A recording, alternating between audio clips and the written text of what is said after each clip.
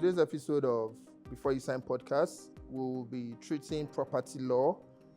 Everything that has to do with buying property, selling, perfecting your title, meaning registering a title in your name, and the rest, in a simplified manner as usual. And with me are two established industry juggernauts. They have powers they are going to unleash on this episode. The first person is an accomplished property lawyer.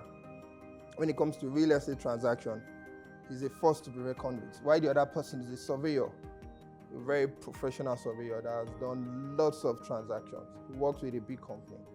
So, our first guest, he goes by the name Sesi Hundeyin. Google him, please. I'm not just playing. Google Sesi Hundeyin. I'll spell it for you later. While the other person is the surveyor who goes by the name Ogundimu David. And as usual, I'll be your host by name Henry Chestnut. And with me is my delectable host. Thank you for that beautiful introduction, Henry. But before I say anything, I want to put it out here that one day someone will say Gugua. My name is Omotayo. They would say Gugu Omotayo. Well, thank you so much for joining. And like you already said, today we'll be talking about everything property law. Do you want to buy land? Do you want to sell your land? Do you want to protect your land? Do you want to exploit your land? You would learn everything about that here on this show today. So stay tuned and make sure that you subscribe to this channel so that you don't miss out on any of our posts. I hope you don't say I'm partial, but then I want to start with my learned colleague who is going to, break down all the legal issues that relate to property law in Nigeria and beyond. Of course, is capable. So I would allow Sesi to introduce himself and tell us a little about him before we start. Thank you, Motayo, and all our viewers. My name is Sesi Hundeyin. I'm a lawyer and I specialize in real estate and construction law. Interesting. I've been fortunate and privileged to appear in all courts in Nigeria. Interesting. Court, okay. And I've done more real estate since my over a decade career. Oh wow. I'm also a TEDx speaker. I'm an author. Interesting. Good to have you. Good to have you. Good to have you. Yes. Thank you for that beautiful introduction. So I would also like Mr. David, the renowned surveyor, to tell us a little about himself before we proceed. Yeah, thank you for having me, and thank you to all our viewers. My name is Ogundimu David. Okay. I'm a registered surveyor of the Federal Republic of Nigeria, and over a decade of working in the real estate space. Interesting. I started my career first as an architect. Yeah. Before, later, early in school rather, I swapped to surveying. Okay. Since professional life, Yeah. I've worked with not less than 10 listed companies. I've consulted for one of the biggest names, at least in Nigeria and also in Ghana. Impressive. Yeah. Impressive. So, I major on due diligence as a surveyor, and I'm a Okay. preacher of due diligence, and also somebody that preach it and also act it. And as much as I can, I try in all my possible best to make sure investors' funds are safe when it comes to real estate. Interesting. And I guess that's one major reason why we are here today. Yes, so Investors' funds must actually be kept safe. So, but then I would like to start with Sesi, of course. So, unlike every other property that you can think about, like if today I decide to buy a TV, I decide to buy a car, it's either I own it or I rent it. It's as easy as that, black and white. But then for real estate, it's not like that.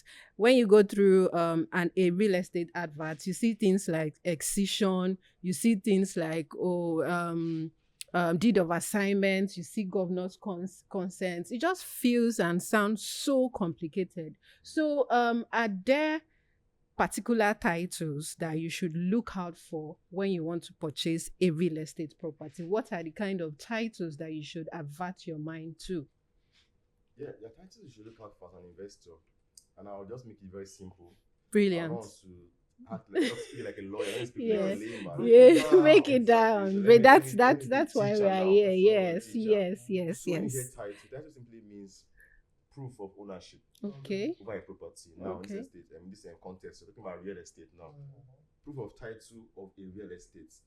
There are two major types of title: documented ones and undocumented ones. But let me start Okay. with documented ones. All right. Documented ones are written down in black and white on paper, documented. You have the legal title, Okay. and you have a title that is not legal title. I don't want to use the Okay. legal word because it confuse you. When you hear legal title, what it means is that this title was given to you, who is a buyer, by the government. Okay. And the background to that is that under our laws in Nigeria, it's only the governor of a state that can validly give you title to land. How does it play out? This is how it plays out. So I want to buy land. Mm-hmm. You want to sell. All right. You have it. I want to buy from you. Now, we have sold and we have bought. Money has changed hands. There's a document to show that something happened. There's a transaction, sale of land has been bought. But if you stop there, you have title as per you giving money and you can go into property. No, but you you give don't me have legal receipt. title. You don't have legal title. Legal title, now you now go to the governor and say, Governor, I have bought this land from this my sister here. Can you approve the transaction? He approves the transaction. Yes, he's aware. He approves the transaction, gives you a document, which I will explain later. Then you now have title. But why is that so? It is so because even though as a Nigerian citizen, the law says you have a right to own property anywhere in the country. But under law, Land Use Act says that you cannot transfer interest in land from one person to the other without the governor's consent. Wow. Without the governor's consent, that transaction is incomplete. The word is incoherent.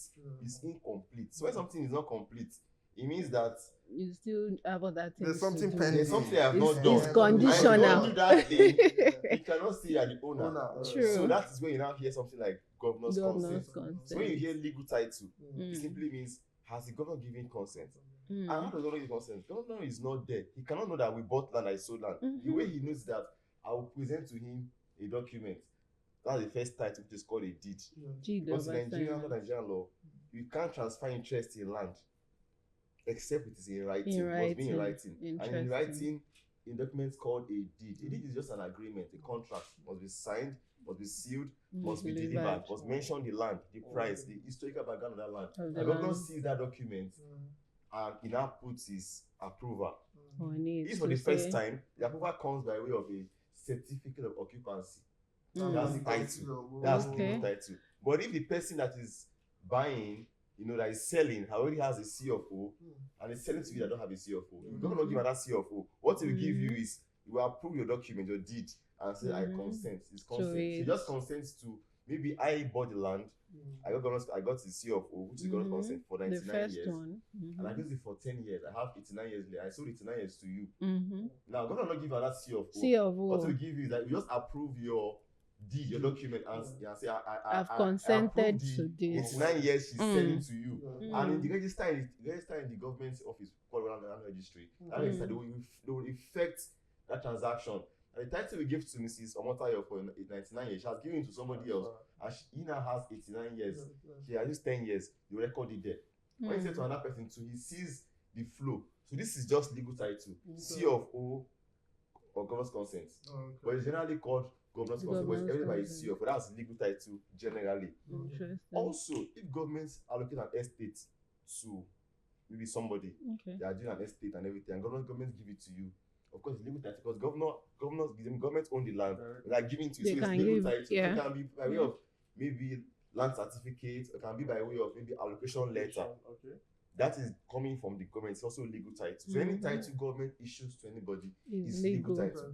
All other titles not issued by government are not legal title, but they are title documents because they show some proof. Now I want to explain what are the documents that are not. This is where a lot of people fall under.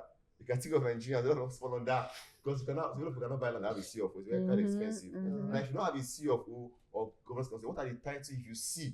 You can see titles are genuine. I mentioned deed of assignment.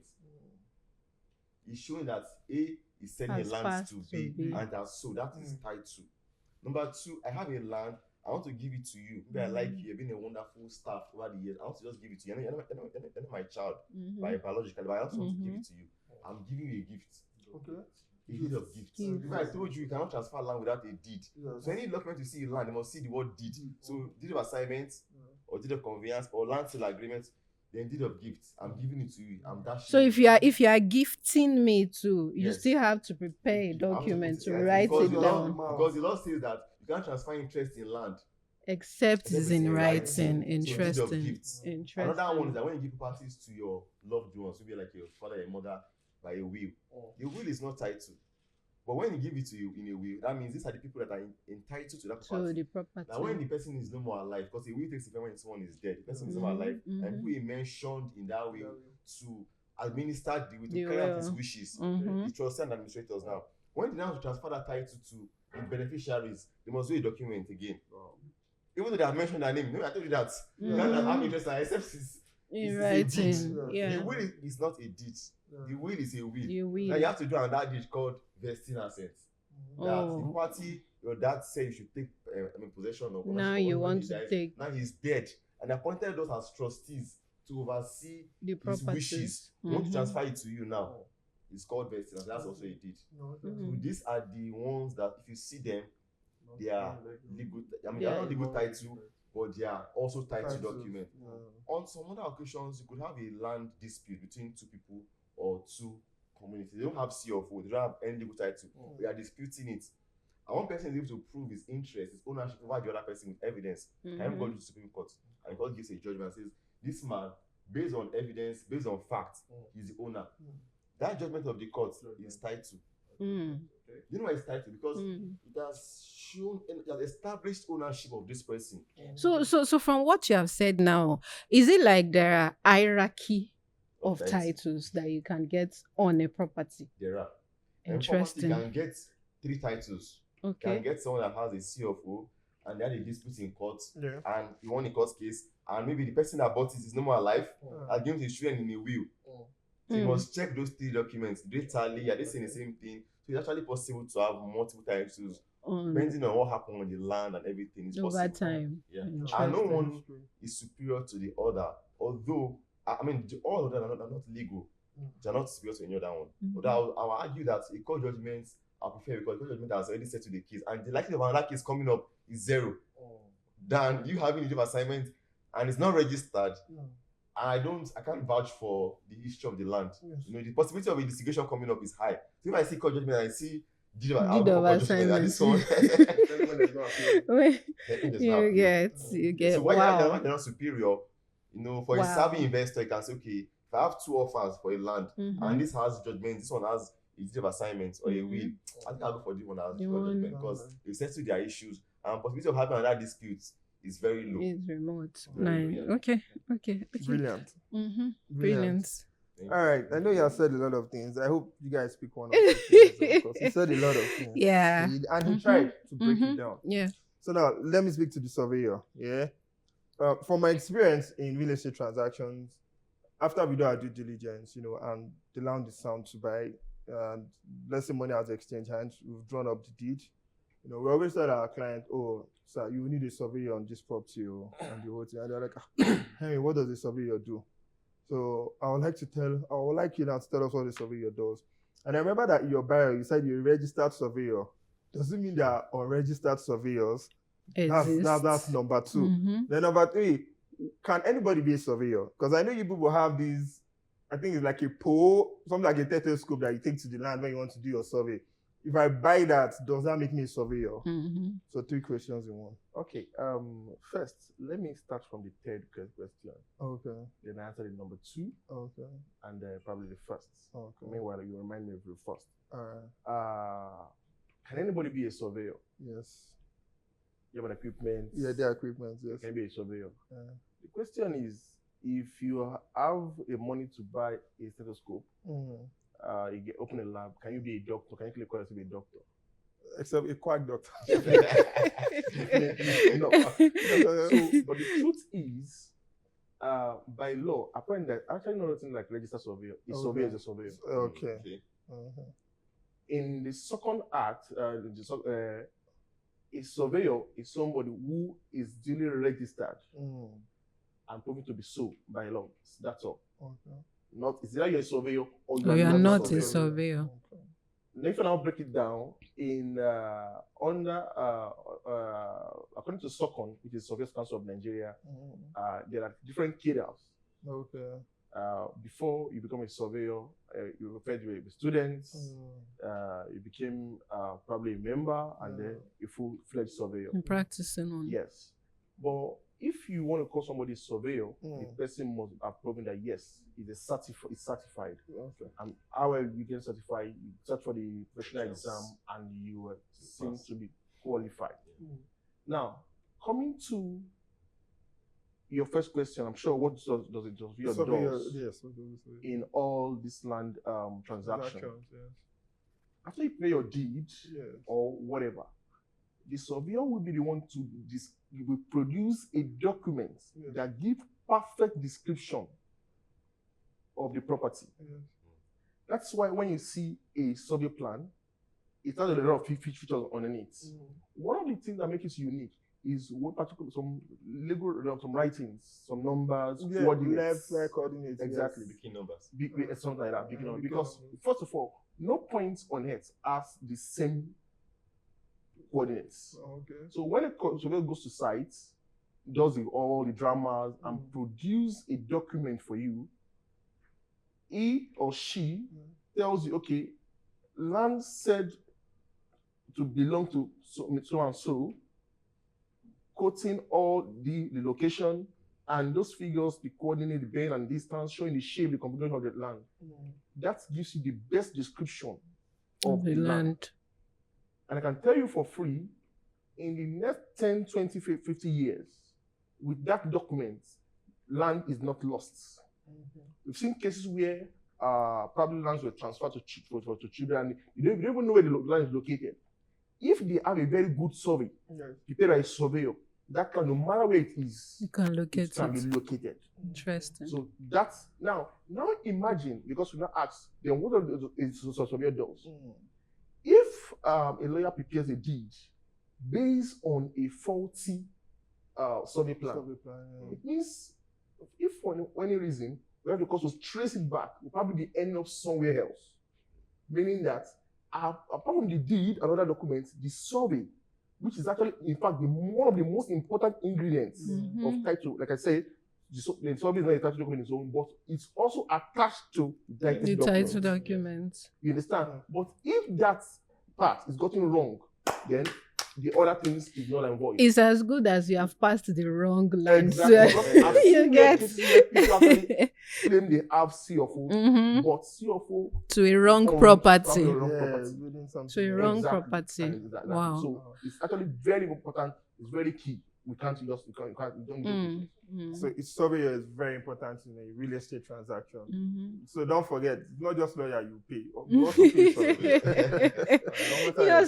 you also pay the surveyor. So talking about the people that are actually involved in land transactions, we've heard from the surveyor side. Now let's hear from the legal angle, right? So if I can go out to purchase a car without any drama, without calling a surveyor, without calling anybody, why do I need to call a lawyer when I want to buy a property? Why is there a need for me to seek legal advice, to seek, legal help before I buy a property?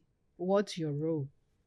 Wow, the goals are multiple. Interesting. We are here for it. You want to buy an asset that borders on ownership, and you can't really, you can study English language in university and understand English language and grammar. You read textbooks. But when it now comes to legal issues, you are telling that this land was this, was that, and all of those things, you might not really know the intricacies behind it. It looks like English language.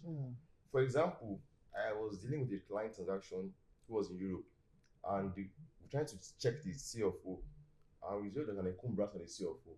But I checked for the encumbrances, I could not see anything, and as I started looking deeply, I realized that. Sorry, before you proceed, what's an encumbrance? An encumbrance is like, let me see, an issue on the property that you should be aware of, you should be careful of. Okay. That if you're not careful of it, you might actually be a liability that is not your own. So this guy got this a large expanse of land in Lagos State, just on the island here in Lekki area here, in hectares. I don't want to disclose how many hectares. And it was to pay almost 19 million naira per year as the ground rent. Ground rent simply means something you pay to government, like a lease for 3 years, and he didn't pay that money for 19. He didn't pay. So now when I now try to investigate for that, he didn't pay, and they have sold land to 2 other people. The client is the third purchaser. Wow. That means that if you remove my client's one plot out of the number of hectares of land, you will divide that amount of money, because the money is still pending. He will have to pay. If he wants to apply for his own consent, he will meet pending liability. Yes. That someone did not pay. Now, the reason why my client didn't answer that, I told him that is an existing issue. But if he divides the amount of money he will pay, I think it's so small that he cannot afford. Imagine that it was for the whole hectares, and I didn't read that. It would have been a lot of money. And I also pay 19 million naira from 5 years ago till date. Wow. I've not done my own CEO from now. A lawyer would look at things and say, are there liabilities on this title that we should be aware of, and can we bear the liability, or should we should we just avoid and go for somewhere else and buy another property? Secondly, he wants to be sure that the document is consistent. It's the way a deed of assignment looks like. It's the way tax documents look like. If it's not the way they should look like, he will raise some questions and say, why is this like this? Why was this document not signed? Why was the document not stamped? Why was the document not dated? So if the information are not tenable, he tell the client that, look, I think this document is not the way it is, and the information is not logical. So I think we should be careful here. Another one could be, which is the most important one, is that there are lots of hidden issues in land that people are not aware of until they buy the land. For example, a land could be under litigation. That's they're in court. And they will not put any signboard on the land. This land under litigation. You will not know until you pay. Sometimes the land will be owned by a family. And the person that is selling land to you now is selling to you a house, a developer, that he did not even buy the land. He only has an arrangement to these people to build, and they sell, and they share profits. Meanwhile, the land is signed by one person, and people that own the land are a family.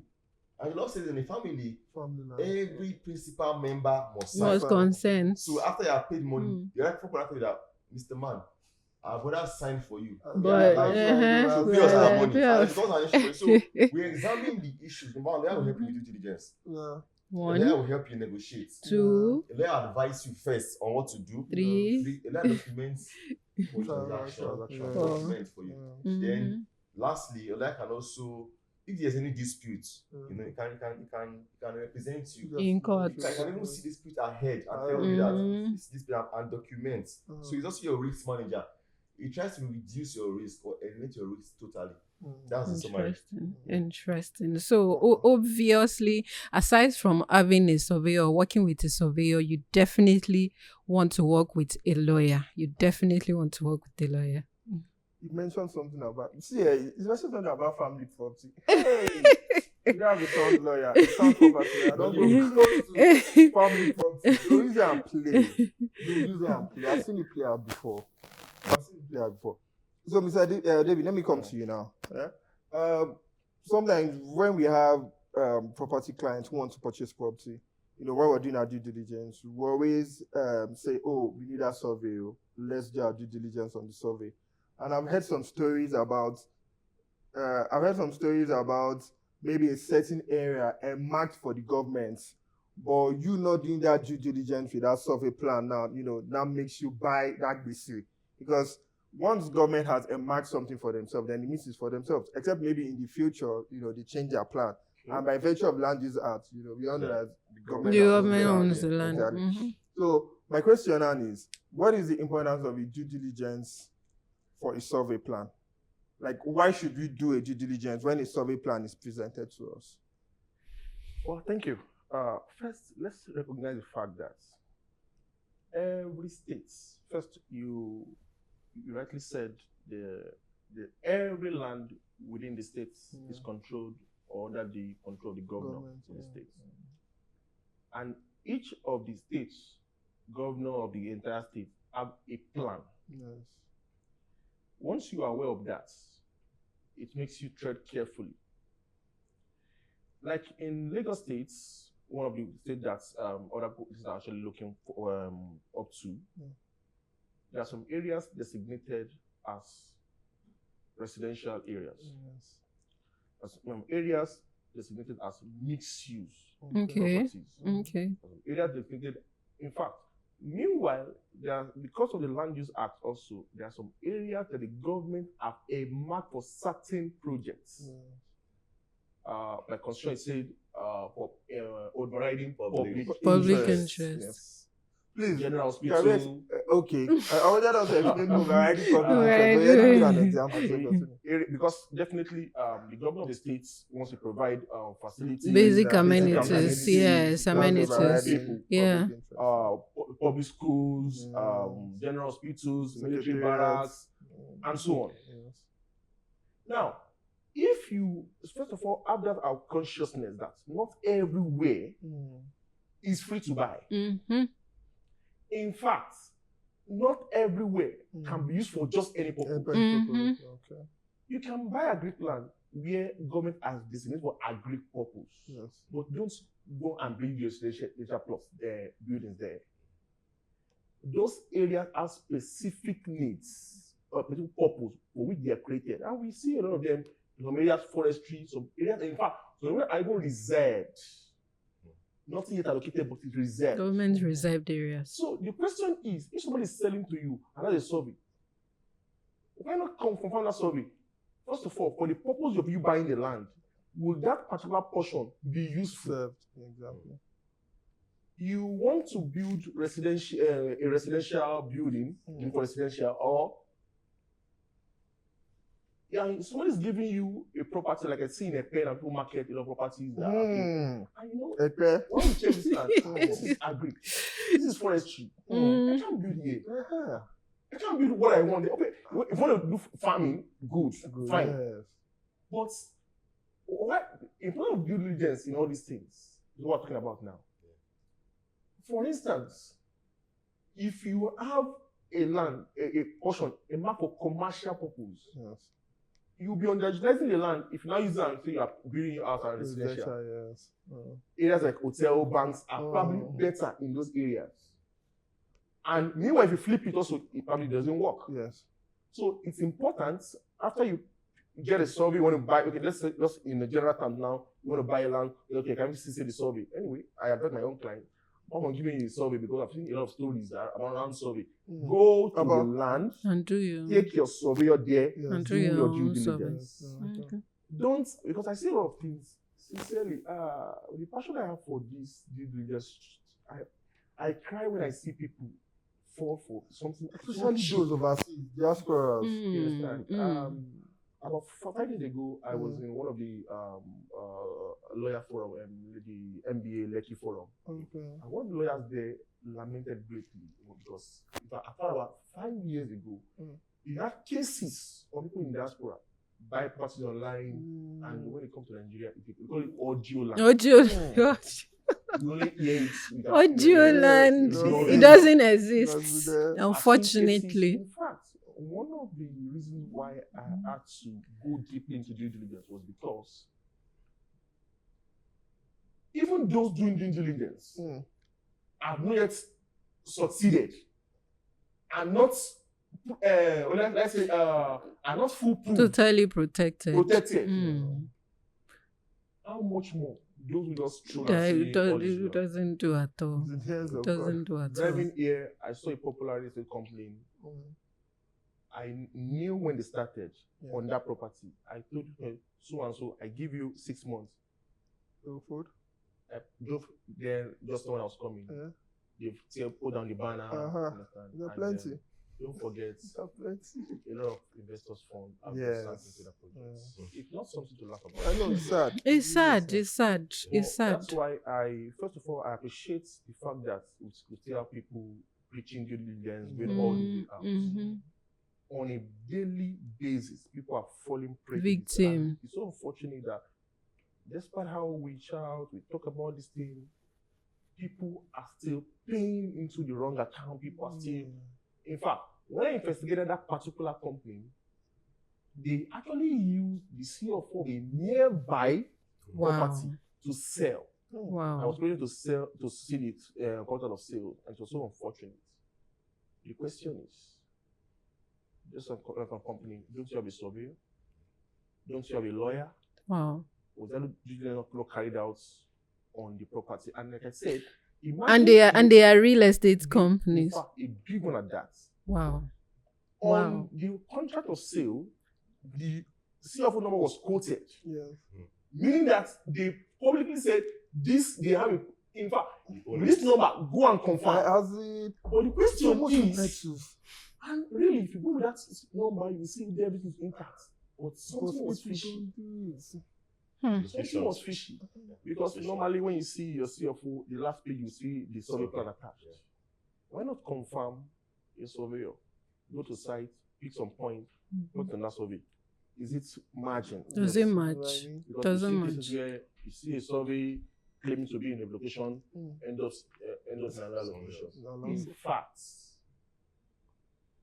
it's so sad, but it's true. Yeah. There are some professionals also engage in such. Yeah. About 3 years ago, when there was a property here in Ologolo, a realtor told me, okay, you know what, all of my prospects want to buy this property, come help do diligence. We went to site, okay, but one of the things we clamor for is, okay, how can we make search for properties faster? We're waiting, okay. Because of the pressure, you know, realtors want to sell, they want to get commission. Okay, you know what, can we just use that means? Do you have a survey? We have a survey, yes. We use their survey, okay, we have a survey. Good, fantastic. People are a realtor survey, wow. We checked it in the records. Ah, yes, fine. Okay, is that okay? It's fine. The record, everything okay. We bought the property. 3 years down the line, 3 months down the line, we want to register. They say no, it's not an acquisition. How? When we did our findings, the supposed surveyor moved the property about 3 blocks away. Wow. Out of acquisition. They call it flying coordinates. So because apparently the property was actually at the boundary of letter acquisition. So the person moved it about a few blocks away. Away from it. Well, I would not want to go into details on what I engaged with. So I've learned a new term, flying coordinates. Flying coordinates. For your survey, due diligence, it's very important. Hold your lawyer with your surveyor. With those two, hold your very good lawyer. Your very good surveyor. Very good Those surveyor. two, I don't think you can go wrong. Yeah, I get interesting. Very. So, talking about issues relating to landed property, you know, the story you just told now reminds me of one story that I stumbled on social media a while ago, where a guy that was in the abroad was calling out a very prominent. Oh yeah. You remember that case, right? I don't want to mention the company's name, right? He was screaming, lamenting that he bought some, I think 20 plots of land, right? In the code. That he bought like 20 plots of land for about 40 million from the real estate company. And I think he made payment in 2017 and he did that video in 2023. That as at then, he hadn't seen the plot of land that they promised to give him, neither did they refund him of the money that he paid. So as a real estate investor or just an individual that wants to buy a property, what are the likely issues that you should avert your mind to, and how do you avoid such issues? Okay, there are a lot of issues in Nigeria, and Nigeria is not the Western world. That is sincere. Western world, this is the Western because they are developed. Whereas we are not here, they are getting there gradually. So in Nigeria, the possibility of buying land and having issues is very high. Not because people are wicked or because people want to scam you. Not necessarily because of the system. Most of our transactions are not recorded. Because a lot of people don't go for government consent. So that's why these things are still undocumented. So the first problem, which I've seen over time in my 10 years of practicing this profession, is that the chances of buying a land from someone that does not own the land is very high. And it's not always maybe someone is an outsider. I know it's not an outsider. I mean that you're selling a land to me. Yeah. I want to buy it. You currently live on that land. You live on that land for years. Okay. But unknown to people and even to me, you are just a daughter of the owner who is probably dead. Oh. And if you are selling property that was inherited, supposedly, you can't sell alone. You can show me proof that it was given to you alone. Only me. Yeah. This is a typical example of this person is the owner and she looks like everything is fine. Everything But is fine. you don't know She's the been history staying of there that for family. 20 years. You know the history of that person. That's one of the scenario. And that scenario, you are buying from a real estate company, which in quote are supposed to be perfect. The possibility of not getting your land allocated is a risk. What do I mean? They tell you buy the land, pay installment. Pay in a year. You pay in a year. And when you are paying for the land, you might not read the agreement very well and tells you that the allocation will be done 6 months after full payment of the land, or the price of the land, and also of documentation fee. You didn't read that. You only read payments. And you thought after you paid, they'll give you land. So you know, it's like not paid for documentation fee. Probably another 25% or more of the land of price. The land that you bought. You have to now raise the money. You finish paying that one, and I tell you, okay, after you have now paid, we'll now give you a date for allocation. So moving to a development fee.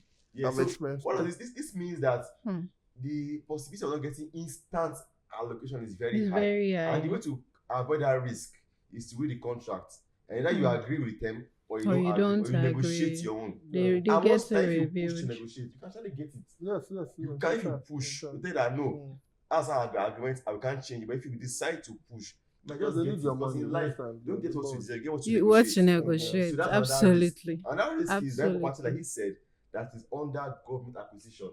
You can't get any. You can't even get a title from government because it's not a land that should be sold. Yeah, it should be sold in the first place. And they'll market it for you, package it for you. So, like he said, if you have done due diligence before you even pay, you'll have discovered that. Another one is a land that's under litigation. So once the land is you're in court on a land, the possibility of using that land is very low. Very low. I'm fighting for the land, you're fighting for the land, and as long as you mischievous sold the land to you, and you can't see any signboard there saying it's under litigation. They didn't put the caveat saying it's under litigation. So you don't know. You just be in your house, they will come and serve you court documents. If you go there, you come to arrest you for contempt of court. Wow. That's another issue. Wow, and you've paid 10 million. Yeah, then buying land from family, that you don't get the consent of all the principal family members. The law says that kind of transaction is voidable. It's voidable. That means it can be set aside. You go to court. If you buy from a family member that is not the principal member of the family, it's already void. There is no sale. So these are the risks in Nigeria that are very prevalent. And the way, like he said, to avoid it, some risks should be avoided. Some risks can be taken on, and you can actually correct. You can mitigate it. But some risks should not even be taken on at all. If you take it on, you will lose. So if you do your due diligence and this risk is that you cannot mitigate, you can't reduce the impact. Don't buy. If you can reduce the impact, like perfecting documents, you can go ahead and prepare documents in due course. So what kind of risk is the one that you shouldn't take at all? Like, don't even go close to it. Don't buy a land that you can't be the owner. A land that you can't be the owner, don't buy. Well, there are some lands that I'll say something here that people don't want me to say. I'll say it now. Please say it. This is a secret. Okay, please say it. Now the company are saying land in Lagos State here. Because it was from family members too. Yeah, especially in that because it's not perfect. They perfected the land by themselves. But do you know why they are able to sell and get CFO? Because the risk involved, which the family member saying that he didn't collect money or didn't have his consent, you can cure by paying another money. Let's say I bought the land for 50 million naira.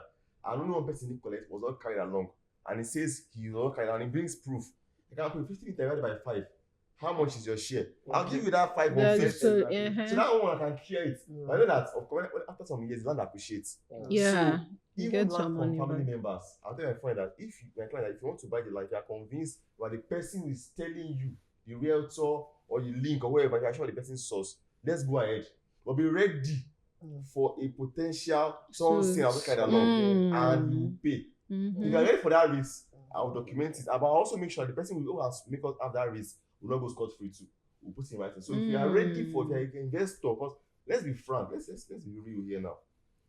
There's no investment in this life that is not risky. Yes. Yes. We should not put our leg into a risk that we can't come out from. So if you know that this family member or this family people, you trust them to an extent and you are willing to take as an the investor risk. that you are and as an entrepreneur you are to take the risk that if it's an issue you want to go all the way, then go for it. That's why you're an investor. That's why with an investor who has more, I mean, they hire the risk, they hire the return. Exactly. So I will not say that don't buy it, because truly, no, if you want to buy just not without issue, there are very few like that. Yes, They are very few. I'm being real now. The realness is that if you can bear the wahala in Nigerian language, the risk, go for it. But don't go for the one that you can't even be the owner in the first place. On acquisition, that have issues, litigation, those ones, no go area. But the ones that you feel you can bear the risk, you can go for it.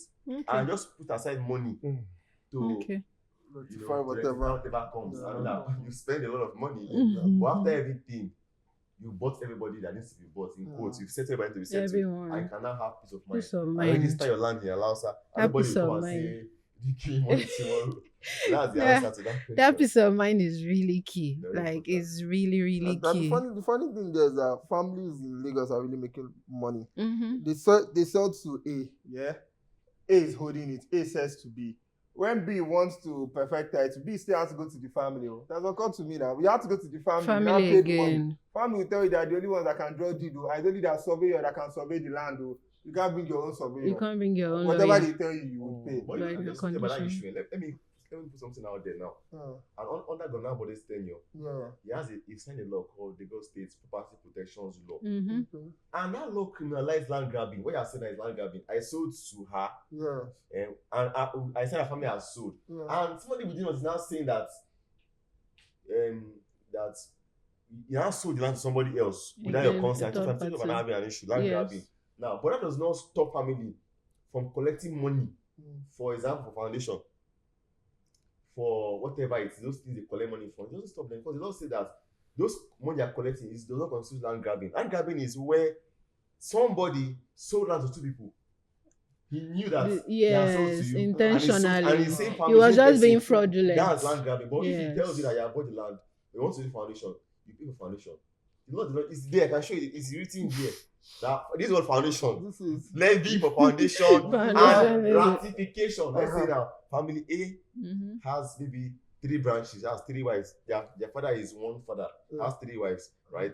And these 3 families, 3 wives, they have children, they're fighting over a land, right? And maybe if the first 2 branches are facing the other one, this 2 won, and this other one lost. This other one has sold to a lot of people. But now, because God has said these 2 people are the real owners, these people they can't sell and they can't resell and again. What do we do? If you have one for family A, we have one court judgment. Come and meet us to ratify. We're not saying pay the coin value, but we have to give an amount you will pay. If you pay, we'll give you a documentation, because we are the one that should have sold the real owner. Yeah. So the law did not remove their power of ratification. You can pay them for ratification. So ratification and foundation money is not illegal in Lagos State. It's good. This is in the law. Lagos State Property Protection Law. I know the section, but it's there towards the end. It's not criminal. It's not illegal. I need to read up on that law. So, Mr. David, real life story. Some years back, we had a client who bought some plots from a property company. We did everything, due diligence, everything flew. Now we paid. You know how these guys do now? They will say you pay for their deed. It's their lawyer that will draft deed. They say it's their surveyor that will do the survey. Now we paid. We made the full payments and all. We're now ready to perfect the title. The guy sent us the deed as of, I think maybe 2 years ago, when we paid for that survey. The survey plan. That was when he sent it to us. So it was not this year that we're now ready to, perfect and the whole thing. So we submitted document that allows us now. And normally they need to first of all check if that survey is registered. Before fire can even begin to move. Next thing, my contact tells me that my survey is not registered. I said, what do you mean? She said it's not registered. That I should contact the real estate company. That's how we started fight. Had to contact the real estate company. He called the surveyor. Surveyor first of all lied. It was after I now told him that my contact cannot be lying. I gave him proof. I now even gave him another survey that was registered, and we had receipt acknowledgement copy showing that this one has been registered. And I asked him, okay, where's the acknowledgement copy for the survey that you claim that you registered? He couldn't provide it. And from there, he now say, oh, he's out of Lagos, he needs to do this, he needs to do that. It took him like 4 to 5 months before he got to register. I was already threatening to even report him to your association.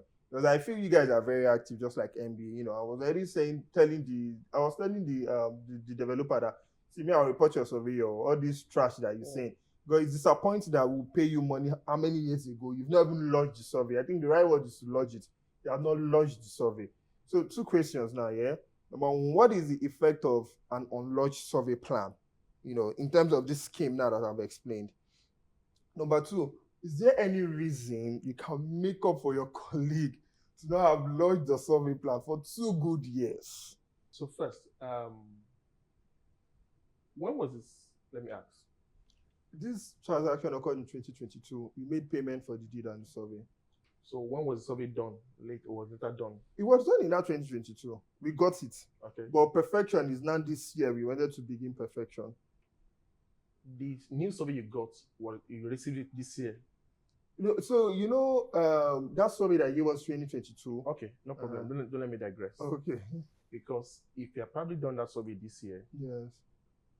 I wouldn't know whatever the reason was why it was not lodged in the first place. Yes. But the survey will run at a loss because the price of survey then and this year is not the same. Yes.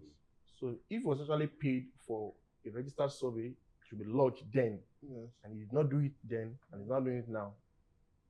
He actually lost. Yeah, the cost. But let's not forget. The lawyer here said, read the content of your agreement. Yes. Perhaps what you was to collect or what your surveyor owe you was a provisional survey, not a registered survey. Well, some real estate companies will tell you what we give to you is a provisional survey. And they will not charge you for a registered survey. I think that clears that. Because you asked what could be the reason why my colleague wouldn't have lodged the survey. So we wouldn't know the agreement that he had with the company. But I see no reason why they pay you to do the property and you will not do that. Especially if you are a surveyor. Because your name will definitely fly up. Okay, so the reason why I know we didn't have the contract say, do you have anything like provisional survey, and registered? Because even the developer was surprised. He was like, what does it mean that this guy did not register the survey and the whole thing? Do you understand? So I know he was not talking about cost. There was a point he was talking about cost. The developer now said he's going to bear the cost that the guy is talking about cost. So, now we can really say probably there was miscommunication between the surveyor and the developer. Well, now, the second question is, what is the implication? Yes. So you answered yourself. You can't proceed with anything. Exactly. You can't proceed with anything. You want to register your title, you can't. Now, maybe we should now ask what's the difference between a provisional survey and registered survey. People will now ask me, how do we know the difference? First, if I should hold a provisional survey and a registered survey, it's almost the same thing. But when I go to site for you, you bought a land, I just take measurement, I give you, okay, this is how your land looks like, this is the length, this is the breadth, this is the shape of your land. Your land, I keep saying your land, I did not say because on the survey document, you see properties showing land said to belong to. You called me, Mr. Surveyor, come and help me survey my land. You said it belongs to you. So I got there, I took measurement, I produced a plan that showed the length, breadth, the dimension, the shape of the property. Now, that's what I've given to you. That's document, the survey. You can actually use it to perfect your title if you are ready to pay for my fee. But some people can say, you know what, I can't afford the fee now. Can you just give me something that my architect, because you can't do architectural plan without your survey plan. A lot of people miss that thing out because I've seen a case where a client had something in mind. If you actually call the architect, you know what, I have one plot of land somewhere. In fact, the architect is not even in Nigeria. I have a plot of land somewhere. It's a plot. What is a plot? A plot could be a circle. It could be a polygon. It could probably inside. It could be a triangle. So it is when your architect sees the shape of the land, will know how to design what will accommodate the land. Okay. So for that, you really don't need a register survey. Once your architect sees the shape, the length, he knows what offset to give according to the law, you know what setback, it's fine. So a professional survey can be probably used best for that kind of purpose. Okay. So if you want to say, okay, you know what, I don't want to do anything yet, I'm tied to, I want to design the property, I don't want, fine, you can just go for a professional survey. But a register survey, on it you see the surveyor's name is there, the plan number is there, the booking numbers are there, assigned booking numbers. And even, in fact, from the plan number, you can easily say this is a register survey because there's a particular standard of writing the plan number. But when you start seeing the plan number and you're seeing something like P, most likely, probably, the provisional survey. Provisional. And the bookings, there's a particular standard way to know when you see a registered survey. In Lagos, SC/LA, the number and the surveyor's prefix show that number was assigned for that job. For that property. But personally for me, when I get a professional survey, I'll just say pillar 1, pillar 2, pillar 3, pillar 4. So that one I don't put any assigned because when I start putting SC/LA, SE means my second, LA means Lagos and the number and then my prefix. Once I have it on the corners, meaning I'm telling you that I actually applied for that number for that job. For that job. So if you see a result of you using that kind of number for a plan that is not registered, there's something wrong. Okay. You understand? So even from that, you can easily say, I know when you see that, when you go to Ogun State, something applies, SC/OG. When you go to Ibadan, SC/AB, IB, like that. And then it's also important to know that even from a plan, you can easily know the surveyor that prepared the plan. On those bookings, in fact, when you go to probably you see a work job properly done, you get to a plot. After the surveyor has been delivered to the client, the surveyor should come back to site and write those numbers on the wall, on the corners of those plots. Because for no reason should two plots sharing the same boundary have different booking numbers. At that point where they're sharing boundary, Mr. A bought his own land first, done the survey, he put a pillar there. Mr. B changing boundary, we quote that pillar. That you know what, we are sharing boundary at this point. So when Mr. B does his own survey, that pillar number we you understand? And it's not the reason is not far-fetched because if you have two pillar numbers there, so that there are two different points. Meanwhile, it's just one point, that's one single point there that you're sharing. And when you see that number, well, it's a professional view. From the last prefix, you can easily know who is the surveyor that did the job. So for any question you are about the job, you can easily just contact the surveyor. Come on, you said a lot. But two things have stood out for me. I've learned something new. There's something called a provisional survey and a registered survey. So I've learned today. I hope you've also learned. Yes, so I'm really, really learning a lot. Aside the fact that I'm a lawyer, I've learned so much. In fact, I wish I brought my pen and paper to jot down. But then I hope I remember everything. So to Sesi. So recently, right, there's this issue between Landmark and federal government.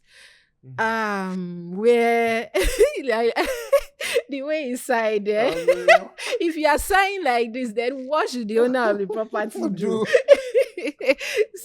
so like we saw the letter online where they issued, was it a 7 days notice? Demolition within 7 days. Number one, what could have been the cause? That's the first question. Like, do people just, or does the government just wake up one day and just be like, I don't like that property in that place, I want it gone?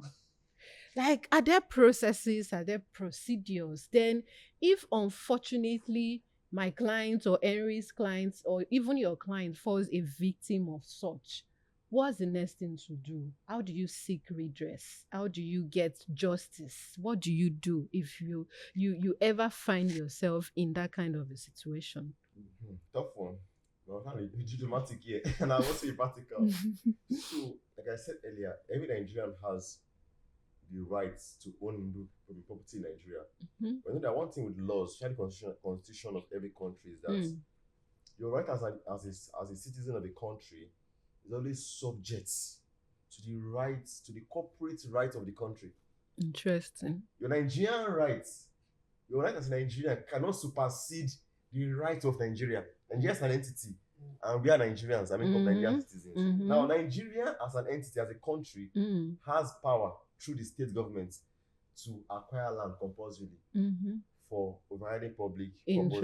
purposes. Public interest. They mentioned like hospitals, like road, like Mhm. development. Now, when you bought land and the states approved it, legal title, I said earlier, Yeah. it's perfected. There was no issue Yeah, of I've government land. There was no, mhm. it was perfect. And they give you 10/10. Yeah. Give the title documents. You have a land has a seal of See of course. all. You can't be landmark without approval. It's not possible. You went to build. You have put approval, building plans. Everything was perfected. It was done. And government now says, "Oh, sorry."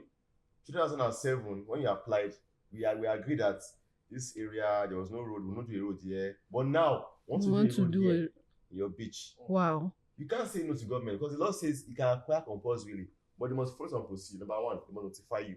They must give you notice, which was done. I saw that notice online. It was on Instagram. It was a notice. They give you and notice. There's no timeline. But it's okay. and Okay. The there's no letter didn't timeline. have a It's on timeline. 7 days, but notice the law says there be a notice, but it's not saying 2 months, 3 months. It's notice. But the project they are doing, without But is the it notice, reasonable to give 7 days? It is not so. 1 day say notice. 2 days say The notice. law says notice. So notice is notice. I feel this is why why you have lapses in law. But continue. Yeah, the law says notice. So landmark got a notice, one. Then second stage is that when you get a notice, you also show proof that you actually have title, which they have title now. Okay. Then thirdly, you can either challenge the process. The process was not properly done, this one was actually done properly. You challenge the process. Or number two, you ask for compensated. You submit your document and they will give you the content. This landmark, we value it at 1 billion.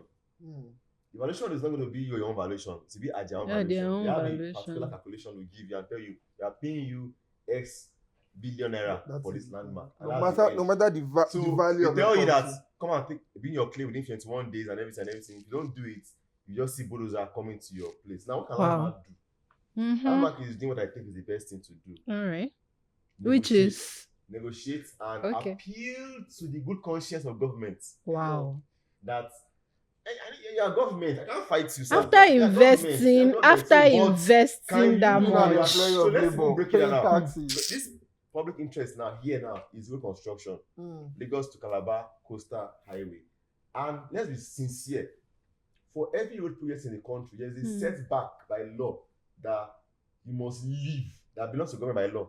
I don't know how many meters now. I think it's about 50 meters to 100 meters from the road, from the existing road. You give a setback, which is already existing on the current water corporation drive. There's a alignment already, which they are not built into. And it's existing, but they say they want to start from the beach, which the landmark has already built, and the beach is what is giving him And They want to the sandfill footfall. the beach and build a road. The landmark must succumb. What he can do is that he can now start appealing to their good conscience. Is there a way we can reroute this thing, which he's doing now? So legally speaking, your own right is that go for compensation and move on. We'll pull it down.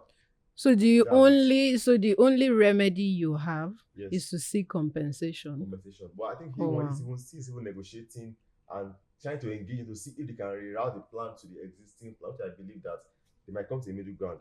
But the answer straightforward is that your remedy is that compensation and making sure that they did the right thing. They can sue them for not following due process and compensate you. But the government can take over the land without any apology. As far as they notified you and they served you notice. Once the time is up, they demolish it. Wow. That's how all the roads you have are built, schools they are built, rights are acquired and everything. It's easier for a virgin land actually. It's an hard pill to swallow. It's fantastic. But for a built land, for a built real estate like the landmark is one that several billions of naira. It's hard to see being pulled out. But my own take is that I want our government to, in the spirit of attracting foreign direct investors, let's show the world that Nigeria is a country that is predictable. Because how can I put a kind of landmark towards down 2007, 2000 and whatever, how many years has gone, almost 25 years has gone. And they're telling me that in your town planning, you didn't figure out road expansion. And you allowed me to build a structure which has to go down. Mm-hmm.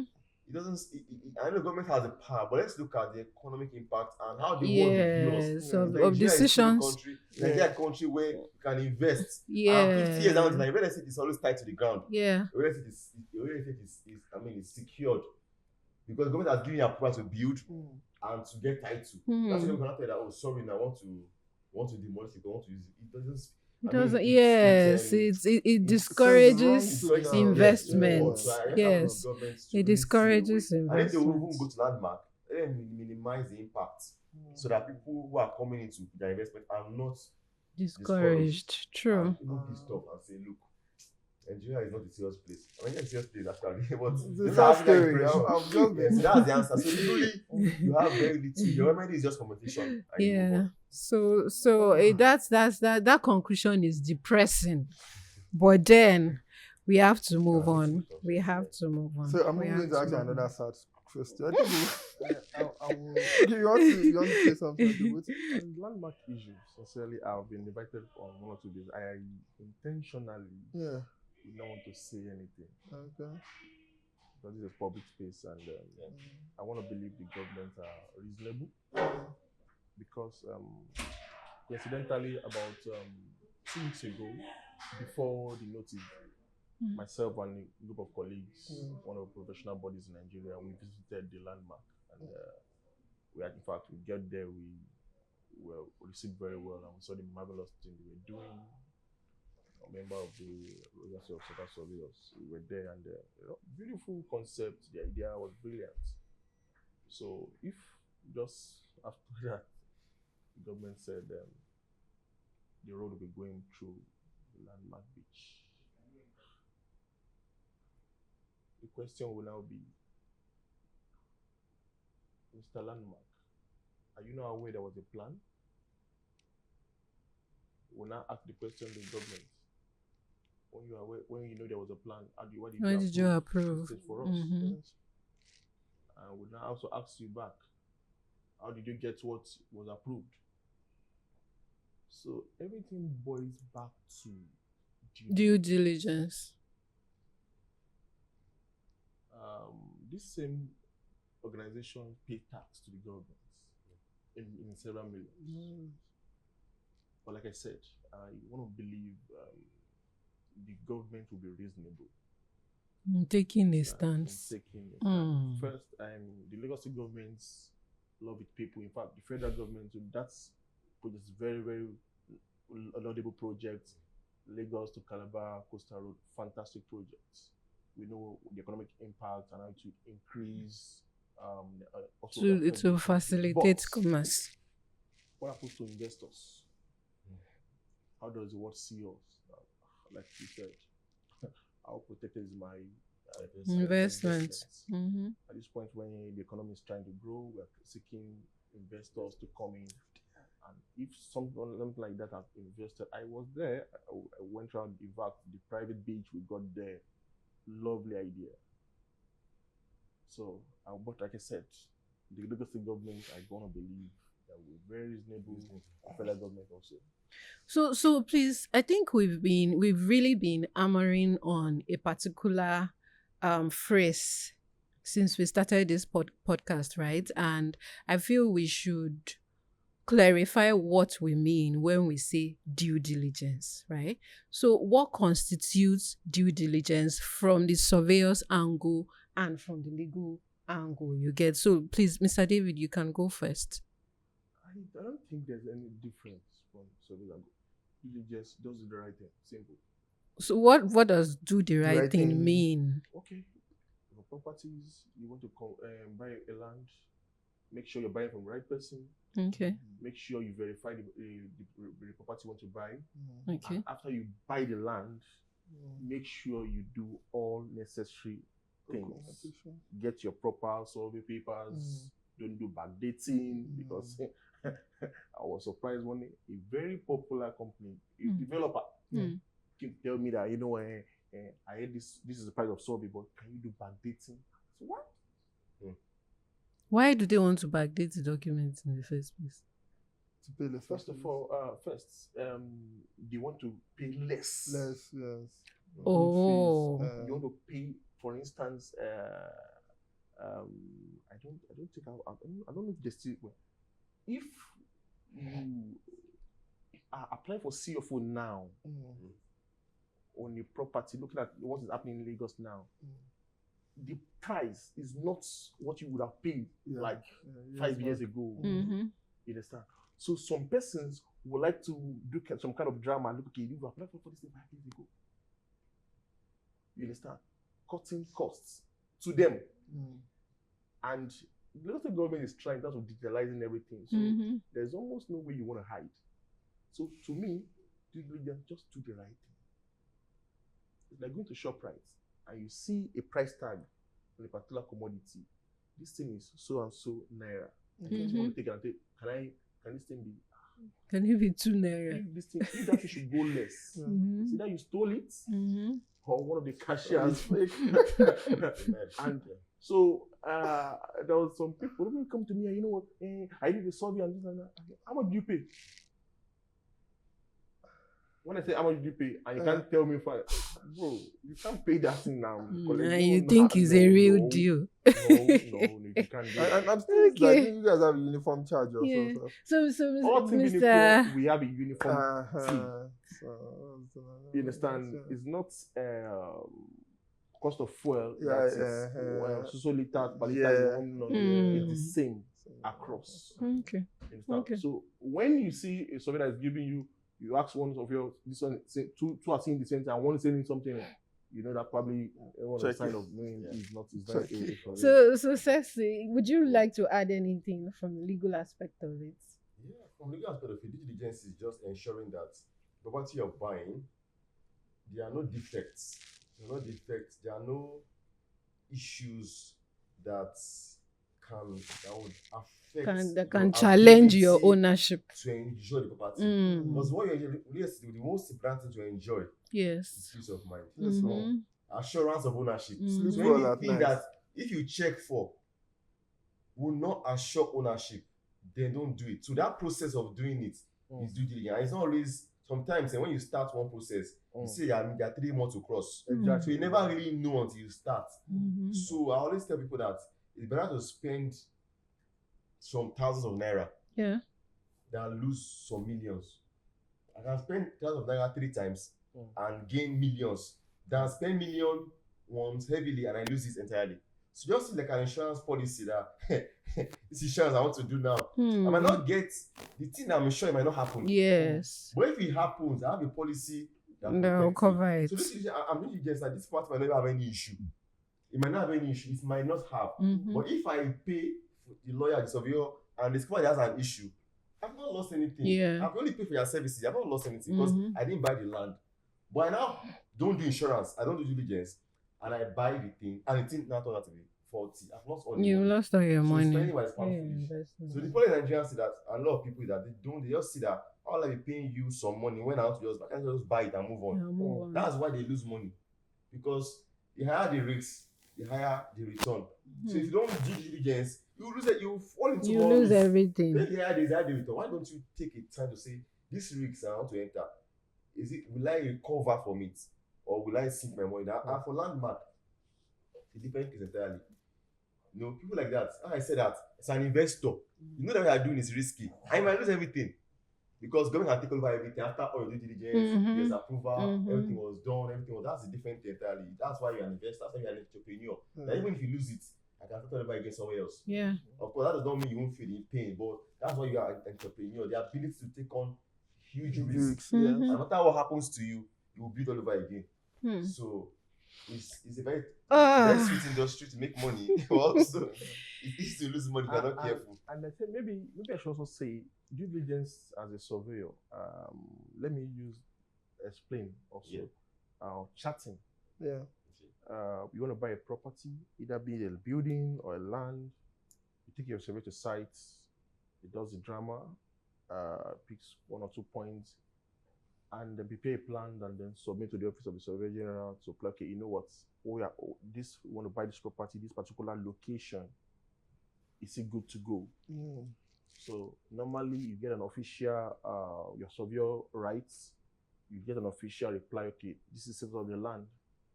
And it will also be advised accordingly. Can you go on? Can you not go on?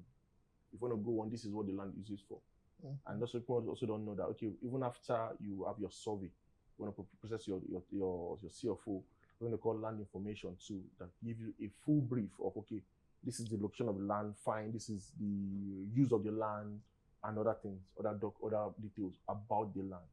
They're also part of the due diligence. So, as from the surveyor angle, it's important knowing this thing. And it's not really about if the land is committed or not. It's about knowing what you are going What into. you are buying. You want to buy a property for residential and you done agriculture, then step back. You want to go into farming. Fine, then go. You're good to go. You understand? Even though I've seen a lot of cases where, okay, one of the properties we were working on, if you are aware of what you are getting into, you know you have a CFO for a land that is agric. You know the CFO you have is not, the lifespan is not as long as the residential CFO. So towards the end of the expiration of your CFO, it's that you write to renew. And when you don't see any response about renewal, start beginning to gather your property. Because I've seen where people are actually taking. Start to harvest your produce. Because I get this question a lot. That what happens when our CFO expires? Because what happens when the CFO that have land, agric land expires? Some of them, government will decide to renew. But I have about 2 cases. They didn't renew. Wow. And sometimes, but the government did not try because they okay, you applied, we did not want to renew this thing, fine. So that will start happening. But it's important to know that when you are aware of the status of the land, you are better prepared. Okay, interesting. So, all work, no play, right? Makes. We're out of time, yeah. But let me just flip you guys. Try to understand your investment tastes. Yes. So, Sesi, you first. Yeah. A choice property in Maitama or Banana Island? Banana Island, no brainer. Banana Island, come on, man. Lagos. So what's your reason? You don't want to leave Lagos? Even if the property in Maitama might be way more. So I'll give my reason. I'm a lawyer. And in Banana Island, I'll meet HNIs who are also in my professional life. So who are HNIs? High net worth individuals. Oh, okay. Who probably bankers, investment guys, and people that they are clients, party that are in that category. I'll service them. In Maitama, yes, I'll meet them in Maitama too, politicians. But because of the location, I want to be in Lagos, so I'll go for Banana Island. Okay. So David, how about you? Well, for me, I would choose Banana Island.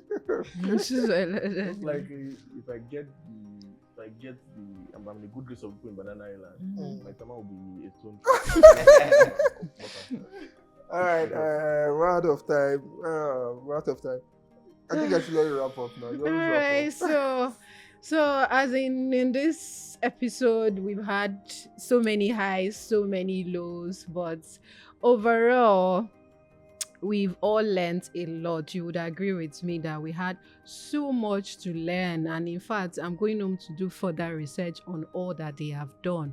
But then, don't forget that on this show, we talk about everything legal. So you want to subscribe, you want to like, and you want to follow this channel so that you don't miss out on any episodes that we drop. Thank you. All right, so further out what Sha said, if you have feedback, please email us before you sign podcast@gmail.com. We might just be nice enough to bring, another set of property and surveyor on the seat, just probably to answer your questions. That's number one. Number two, I hope you've learned something. If you've not learned anything, rewatch the video. Keep rewatching it, especially you that want to buy property. Be lawyered up, be surveyored up. Don't go and fall victim. I'm an Igbo boy, and most times when I see demolitions of some people, and some people just sectionalize it, and I'm like, no, don't sectionalize it. I've been in the industry. A lot of my brothers buy property without doing the normal thing. I know a lot of them that do it. All right. So real estate doesn't know tribe. I don't feel it knows tribe. For me, if you do the right thing, you get the right paper. That's what I believe in. Because I'm also practicing in the real estate industry. All right, we have property clients, me on my own. So I think on that note, we would say, like she said also, please engage us on social media, follow us, subscribe, like, share our videos, please. We need more views. Thank you, and spread the word for us. So thank you so much for coming, Sesi. We had a really, really deep and educative conversation. Thank you so much, David. Thank you for shedding light to everything relating to the surveyor's aspect of property acquisition and all. Thank you for coming. Thank you guys. Thank you guys. Because I know. Thank you. Because I know this is worth money. Consultation. It's just like consultation. Yeah. Thank you. True. Especially on short notice. We appreciate you guys coming. Thank you for coming. You're welcome.